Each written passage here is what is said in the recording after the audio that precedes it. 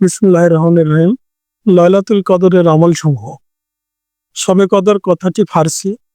শব মানে রাত বা রজনী, আর কদর মানে সম্মান, মর্যাদা, গুণাগুণ, সম্ভাবনা, ভাগ্য ইত্যাদি। তাই এই রাতটি মুসলমানদের জন্য ভাগ্য রজনী হিসেবে সম্মানিত। শবে কদর অর্থ হলো মর্যাদাপূর্ণ রাত বা ভাগ্য রজনী। তবে কদরের আরবি হলো লাইলাতুল কদর তথা সম্মানিত রাত। লাইলাতুল কদরের রাত হচ্ছে হাজার মাসের চেয়ে উত্তম রাত। পবিত্র কুরআনুল কারীম নাজিলের মাধ্যমে আল্লাহ রাব্বুল আলামিন এই রাতকে হাজার মাসের চেয়ে শ্রেষ্ঠ, উত্তম ও মহা সম্মানিত রাত হিসেবে আমাদের জন্য দান করেছে। প্রতি বছর রমজান মাসের শেষ দশকের রাতগুলোর মধ্যে কোনো এক বিজোড় রাত হলো ভাগ্য নির্ধারণ বা লাইলাতুল কদরের রাত, যে রাতে পবিত্র কোরআন নাজিল হয়েছে। সে রাতই লাইলাতুল কদর। আল্লাহ তাআলা বলেন, নিশ্চয় আমি কোরআন নাজিল করেছি মর্যাদাপূর্ণ কদর রজনীতে। আপনি কি জানেন মহিমাময় কদর রজনী কি? মহামান্বিত কদর রজনী হাজার মাস অপেক্ষা উত্তম। সে রাতে ফেরেশতাগণ হযরত জিবরাইল আলাইহিস সালামকে সমবিহারে অবতরণ করেন। তাদের প্রভু মহান আল্লাহর নির্দেশ ও অনুমতিক্রমে সব বিষয়ে শান্তির বার্তা নিয়ে। এই শান্তির ধারা চলতে থাকে উশা বা ফজর পর্যন্ত। আল কোরআন। রমজান মাস পবিত্র কোরআন নাজিলের মাস। শবে কদর কোরআন নাজিলের রাত।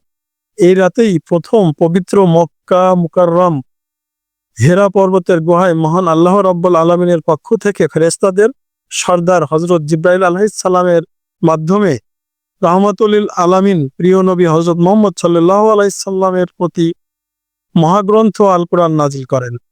এ কারণে আল্লাহ তাআলা এ রাতে মর্যাদা বাড়িয়ে দিয়েছেন। এ রাতে মহান আল্লাহ উম্মতে মুহাম্মাদীকে হাজার মাসের ইবাদত বন্দেগী ও আমলের সমান সওয়াব দান করে। কুরআনুল কারীমের অন্য স্থানে এ রাতটিকে বরকতময় রাত বলে উল্লেখ করা হয়েছে।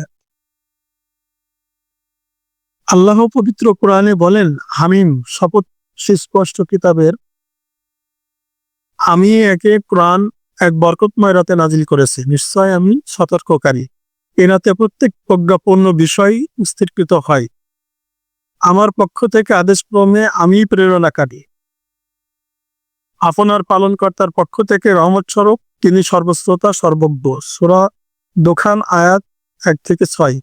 কোরআন নাজিলের কারণে মর্যাদার এ রাতের কথা উল্লেখ করার পর যে মাসে কোরআন নাজিল হয়েছে সে মাসের কথাও আল্লাহ তাআলা কোরআনুল কারীমে উল্লেখ করেছেন এভাবে। আল্লাহ তাআলা বলেন, রমজান মাস এমন একটি মাস যে মাসে কোরআন নাজিল হয়েছে মানবের মুক্তির দিশারি ও হিদায়াতের সুস্পষ্ট নিদর্শন রূপে। সূরা 2 আল বাকারা আয়াত 185। সুতরাং লাইলাতুল কদরের রাতে আল্লাহর ওইসব বান্দারা সবচেয়ে বেশি সম্মানিত ও মর্যাদার অধিকারী হবেন যাদের সঙ্গে কোরআনের সম্পর্ক বেশি, যিনি কোরআন সুন্নাহর আলোকে নিজের জীবন পরিচালিত করবেন। বাস্তব জীবনে কোরআন সুন্নাহর আমলে সারা জীবন সাজাবেন জীবন, আর তারাই হবেন সফল।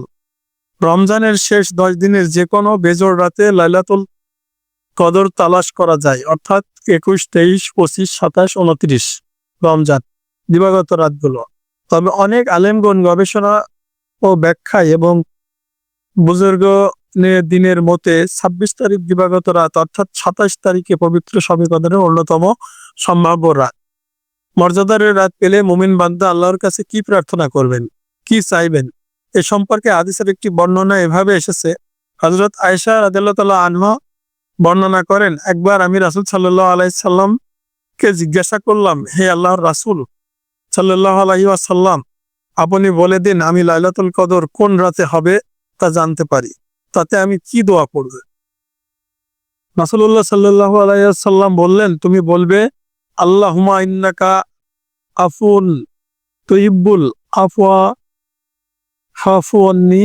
অর্থ, হে আল্লাহ, আমি ক্ষমাশীল, ক্ষমা করতে ভালোবাসেন, অতএব আমাকে ক্ষমা করে দিন। মুসনাদে আহমদ, ইবনে মাজাহ, তিরমিজি, মিশকাত। লাইলাতুল কদরের মর্যাদা। লাইলাতুল কদরের মর্যাদা এত বেশি যে রাসূল সাল্লাল্লাহু আলাইহি সাল্লাম এই রাতটি পাওয়ার জন্য শেষ দশকে আজীবন ইতিকাফ করেছে। উম্মতে মুহাম্মদের উদ্দেশ্য রাসূল সাল্লাল্লাহু আলাইহি সাল্লাম বলেছেন, আমি কদরের রাতের সন্ধানে রমজানের প্রথম 10 দিন ইতিকাফ করতাম।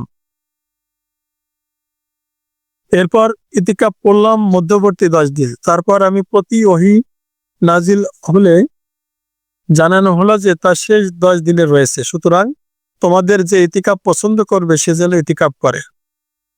তারপর মানুষ সাহাবায়ে কেরাম তার সঙ্গে ইতিকাফকে শরীক হয়। মুসলিম শরীফ। কদর রাতের ফজিলত। মহাগ্রন্থ আল কোরআন নাজিল হওয়ার কারণে অন্য সব মাসের চেয়ে রমজান মাস বেশি ফজিলত ও বরকতময় হয়েছে। আর রমজানের রাতগুলোর মধ্যে কোরআন নাজিলের রাত লাইলাতুল কদর সবচেয়ে তাৎপর্যমণ্ডিত একটি রাত।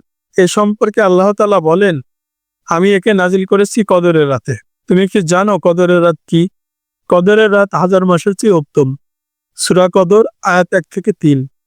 এই আয়াতের ব্যাখ্যায় মুফাসসির কুল শিরোমণি হযরত আব্দুল্লাহ ইবনে আব্বাস রাদিয়াল্লাহু তাআলা বলেন, এই রাতের ইবাদত অন্য 1000 মাসের ইবাদতের চেয়ে উত্তম।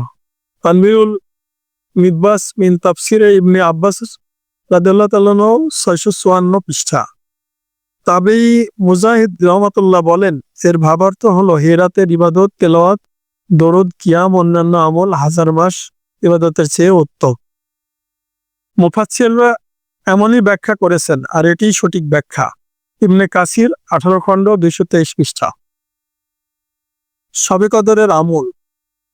সুতরাং লাইলাতুল কদর পেলে এই আমল ও দোয়া রাত অতিবাহিত করা জরুরি।